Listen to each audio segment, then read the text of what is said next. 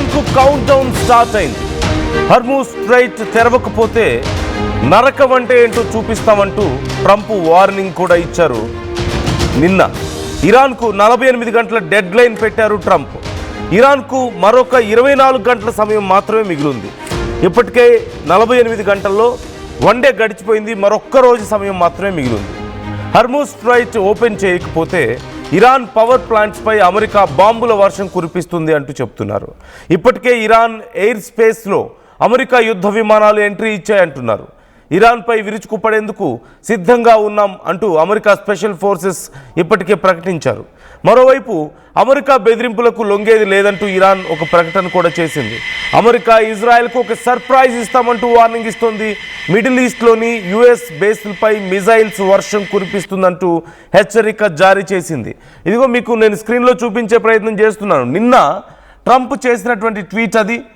It's been almost one day. Trump ఆ tweet చేసిన తర్వాత, remember when I gave Iran 10 days to make a deal or open up the Hormuz strait. Time is running out. 48 hours before all hell will rain down on them. Glory be to God. President Donald J. Trump చేసినటువంటి tweet ఇది. అంటే మొత్తం నరకంగా మార్చబోతున్నాం అని Trump చెప్తున్నాడు. All hell will rain down on them అంటూ చెప్తున్నాడు. మొత్తం వాళ్ళ ఆ ప్రాంతం అంతా కూడా నరకంగా మార్చేస్తాం, విధ్వంసం సృష్టిస్తాం అని చెప్తున్నాడు. మరోవైపు ఇప్పటికే వాళ్ళ సైనిక దళాలు రెడీగా ఉన్నాయని చెప్తున్నారు. ఆల్మోస్ట్ 65,000 సోల్జర్స్ గ్రౌండ్ ఆపరేషన్కు సిద్ధంగా ఉన్నాయి. మరోవైపు ఇజ్రాయిల్ గత 24 గంటల్లో, అంటే ట్రంప్ ఎప్పుడైతే వార్నింగ్ ఇచ్చాడో ఆ తర్వాత ఆల్మోస్ట్ మోర్ దాన్ 120 టార్గెట్స్ మీద దాడులు చేసినట్లుగా తెలుస్తోంది.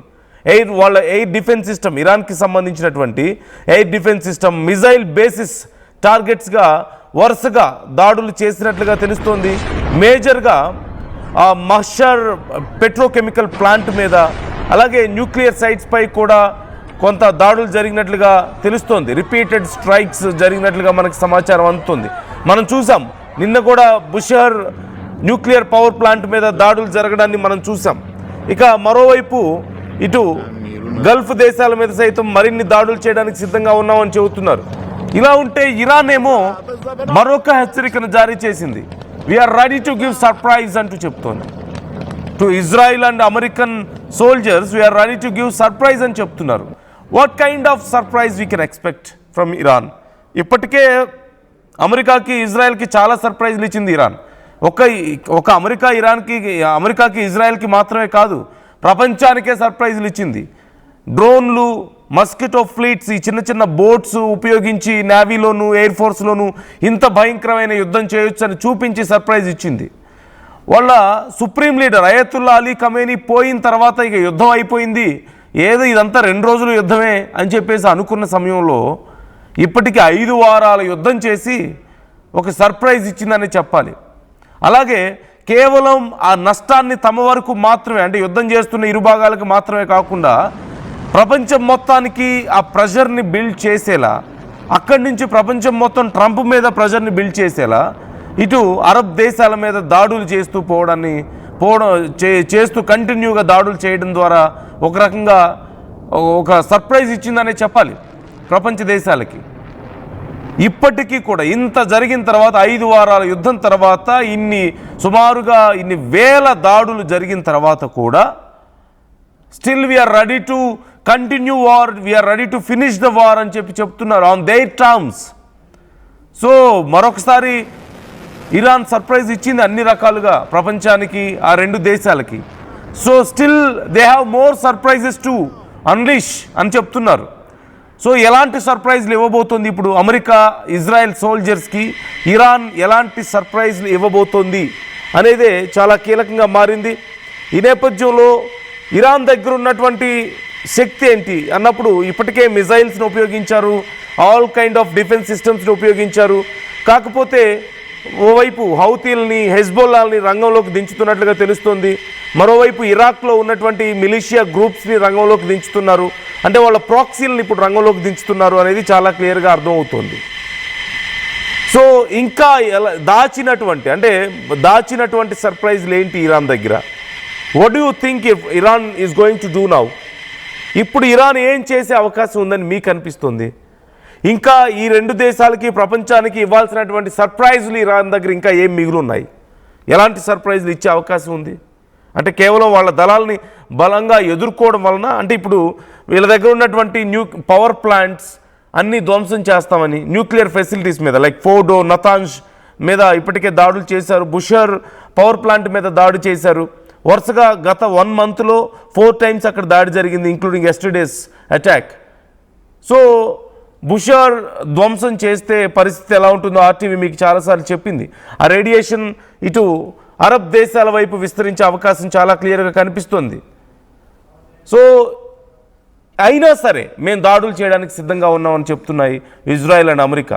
వాళ్ళకు ఉన్నటువంటి న్యూక్లియర్ ఫెసిలిటీస్ ఫోర్డో, నతాంజ్ల మీద కూడా దాడులు చేశారు. ఇప్పటికే మరిన్ని దాడులు చేసే అవకాశాలు కనిపిస్తున్నాయి. వాళ్ళ పవర్ ప్లాంట్స్ని ధ్వంసం చేసే అవకాశం కనిపిస్తోంది. ఇంకా వాళ్ళకున్నటువంటి బేసిక్ రిసోర్సెస్ మీద దాడి చేస్తామని చెప్తున్నారు. ఒకవేళ వాళ్ళ రిసోర్సెస్ మీద దాడి చేస్తే we're going to attack more severe attacks మేము చూపించబోతాం మీకు అని చెప్పి ఇరాన్ మరోవైపు హెచ్చరికలు జారీ చేస్తుంది. ఇప్పటికీ అమెరికాకు సంబంధించినటువంటి కీలక టెక్ కంపెనీస్, టాప్ కంపెనీస్ అన్నిటి మీద దాడులకు సిద్ధంగా ఉన్నామంటూ ఒక లిస్ట్ను రిలీజ్ చేసింది. అండ్ అమెజాన్ మీద ఇప్పటికే దాడి చేసింది. అండ్ గల్ఫ్ దేశాల్లో ఉన్నటువంటి మరిన్ని స్థావరాల మీద, కంపెనీల మీద మేము దాడి చేస్తామని కూడా చెప్తుంది. ఒకవేళ వాళ్ళకు సంబంధించినటువంటి ఏవైనా సరే స్థావరాల మీద దాడి చేస్తే. సో ఈ దాడులు ఎటువైపు వెళ్ళబోతున్నాయి, ఎంత సీరియస్గా మారబోతున్నాయి, ఇరాన్ దగ్గర ఉన్నటువంటి సర్ప్రైజ్ ఏంటి? ఇప్పటి వరకు ఇరాన్ దగ్గర న్యూక్లియర్ వెపన్స్ ఉన్నాయా లేవా, న్యూక్లియర్ బాంబ్స్ ఉన్నాయా లేవా అనేది పెద్ద చర్చ నడుస్తూ వస్తుంది. కేవలం 60% మాత్రమే శుద్ధి చేసినటువంటి యురేనియం ఉంది. అది కూడా అరౌండ్ 450 kilos ఉందని అమెరికా దాన్ని కూడా చేజిక్కించుకోవడానికి ట్రంప్ ఇప్పటికే ఒక ప్రత్యేకమైనటువంటి టీంని రెడీ చేశాడు. They are about to deploy అని కూడా చెప్తున్నారు.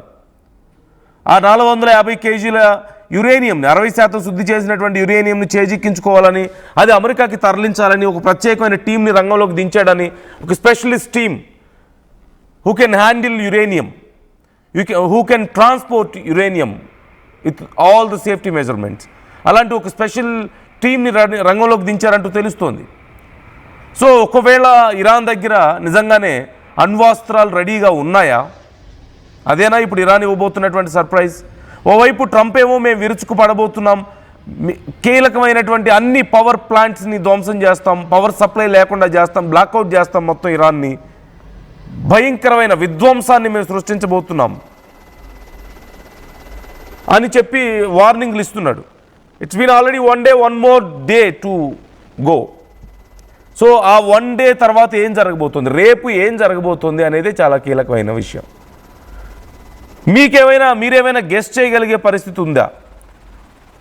అమెరికా అయితే మేము దాడులు చేస్తాం, మరిన్ని దాడులు చేస్తామని చెప్తుంది. వెరీ క్లియర్గా వాళ్ళకి సంబంధించిన పవర్ ప్లాంట్స్ని ధ్వంసం చేస్తామని చెప్తుంది, పవర్ సప్లై లేకుండా చేస్తామని చెప్తుంది, న్యూక్లియర్ ఫెసిలిటీస్ని కూడా మేము పూర్తిగా డెమాలిష్ చేసే అవకాశం ఉందని కూడా చెప్తుంది.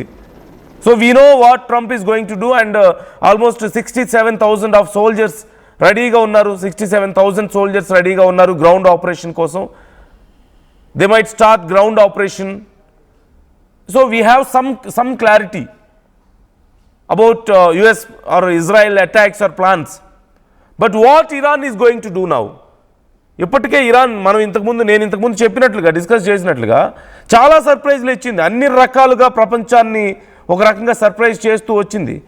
Even US and Israel Iran ఇచ్చే సర్ప్రైజులు తట్టుకోలేక పిచ్చెక్కిపోతున్నటువంటి పరిస్థితి కనబడుతుంది. And still they have more surprises to unleash అని చెప్తున్నారు. So what kind of surprise they are going to give? ఇదే అతిపెద్ద ప్రశ్న. What you think? మీకేమనిపిస్తుంది? ఒకవేళ కొంపదీసి న్యూక్లియర్ వెపన్స్ ఏమైనా బయటికి తీస్తారా? రెడీగా ఉన్నాయా?